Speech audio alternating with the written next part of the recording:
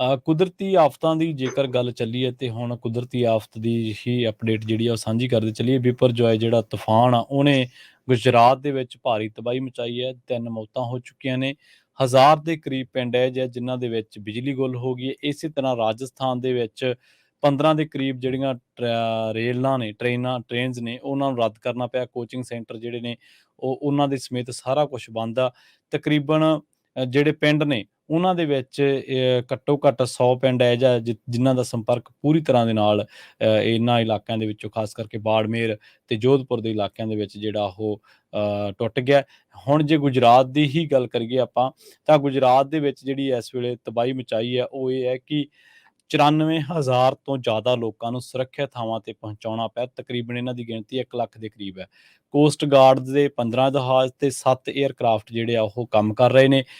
4600 local ਜਿਹੜੇ rural ਇਲਾਕੇ ਨੇ, ਜਿਹੜੇ ਪੇਂਡੂ ਦਿਹਾਤੀ ਇਲਾਕੇ ਨੇ, ਉਹਨਾਂ ਦਾ ਜਿਹੜਾ ਹੜ੍ਹਾਂ ਦੇ ਕਰਕੇ ਸੜਕਾਂ ਤੇ ਦਰਖਤ ਡਿੱਗੇ ਹੋਣ ਕਰਕੇ ਜਿਹੜਾ ਉਹ ਸੰਪਰਕ ਟੁੱਟ ਗਿਆ। ਹੁਣ ਤੱਕ 3500 ਤੋਂ ਜ਼ਿਆਦਾ ਜਿਹੜੇ ਪੇਂਡੂ ਇਲਾਕੇ ਨੇ, ਗੁਜਰਾਤ ਦੀ ਮੈਂ ਗੱਲ ਕਰ ਰਿਹਾ, ਉਹਨਾਂ ਦੇ ਵਿੱਚ ਪੇਂਡੂ ਇਲਾਕਿਆਂ ਦੇ ਵਿੱਚ ਬਿਜਲੀ ਜਿਹੜੀ ਆ ਉਹ ਗੁੱਲ ਹੋ ਗਈ ਸੀ, ਪਰ ਇਹਨਾਂ ਦੇ ਵਿੱਚੋਂ ਅੱਧ ਤੋਂ ਜ਼ਿਆਦਾ ਦੇ ਵਿੱਚ ਬਹਾਲ ਵੀ ਕਰ ਦਿੱਤੀ ਗਈ ਹੈ। ਹਵਾਵਾਂ ਹਲੇ ਵੀ 90 ਕਿਲੋਮੀਟਰ ਪ੍ਰਤੀ ਘੰਟੇ ਦੀ ਸਪੀਡ ਦੇ ਨਾਲ ਚੱਲ ਰਹੀਆਂ ਨੇ। ਬਹੁਤ ਵੱਡੀ ਗਿਣਤੀ ਦੇ ਵਿੱਚ ਜਿਹੜੀ ਆ ਉਹ ਤਬਾਹੀ ਹੋਈ ਹੈ। ਮੰਡਵੀ ਦੇ ਜਿਹੜਾ ਸਵਾਮੀ ਨਾਰਾਇਣ ਮੰਦਿਰ ਆ, ਉੱਥੇ ਤੇਜ਼ ਹਵਾਵਾਂ ਕਰਕੇ ਜਿਹੜਾ ਹਾਲ ਆ ਉਹ ਟੁੱਟ ਗਿਆ ਪੂਰੀ ਤਰ੍ਹਾਂ ਦੇ ਨਾਲ।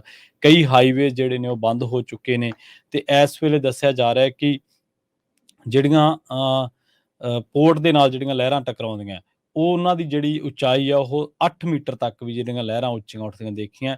ਹੁਣ ਤੱਕ ਉੱਥੇ ਜਿਹੜੇ ਰਾਹਤ ਕਾਰਜ ਆ, ਕਈ ਇਲਾਕਿਆਂ ਦੇ ਵਿੱਚ ਤਾਂ ਸਥਿਤੀ ਇਹ ਬਣੀ ਹੋਈ ਹੈ ਕਿ ਰਾਹਤ ਤੇ ਬਚਾਅ ਕਾਰਜ ਵੀ ਜਿਹੜੇ ਆ ਉਹ ਨਹੀਂ ਕੀਤੇ ਜਾ ਰਹੇ।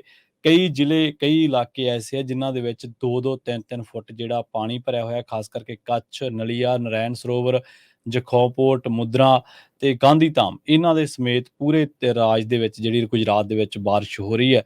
ਤੇ ਕਈ ਇਲਾਕੇ ਐਸੇ ਨੇ ਜਿੱਥੇ 130 ਕਿਲੋਮੀਟਰ ਪ੍ਰਤੀ ਘੰਟੇ ਦੀ ਰਫ਼ਤਾਰ ਦੇ ਨਾਲ ਹਵਾਵਾਂ ਜਿਹੜੀਆਂ ਨੇ ਉਹ ਹਾਲੇ ਵੀ ਚੱਲ ਰਹੀਆਂ ਨੇ। ਤੇ ਰਾਜਸਥਾਨ ਦੇ ਵਿੱਚ ਵੀ ਆਉਣ ਵਾਲੇ ਦਿਨਾਂ ਦੇ ਵਿੱਚ ਜਿਹੜਾ ਇਸ ਦਾ ਪ੍ਰਭਾਵ ਹੈ, ਜਿਹੜਾ ਇਸ ਦਾ ਅਸਰ ਹੈ, ਉਹ ਦੇਖਣ ਨੂੰ ਮਿਲੂਗਾ।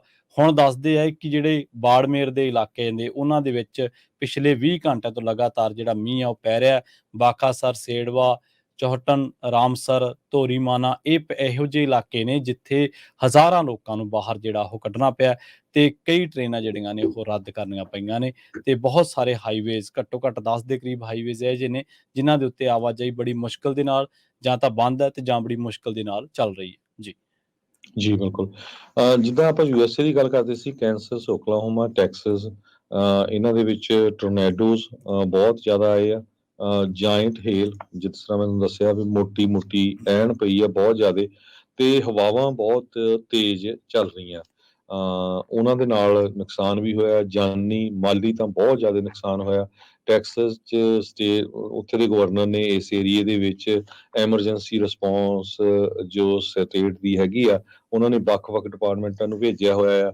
Texas department of transportation, road crew, ਇਹ ਸਾਰਾ ਵਰਕਆਊਟ ਕਰ ਰਿਹਾ। Texas A&M engineering extension services, ਇਹਨਾਂ ਦਾ ਜੋ ਸਮਾਨ ਰੀਸਟੋਰ ਕਰਨ ਦੇ ਲਈ, ਵਾਟਰ ਵੇਸਟ ਵਾਟਰ ਨੂੰ ਫਿਕਸ ਕਰਨ ਦੇ ਲਈ, ਯੂਟਿਲਿਟੀ ਨੂੰ ਫਿਕਸ ਕਰਨ ਦੇ ਲਈ।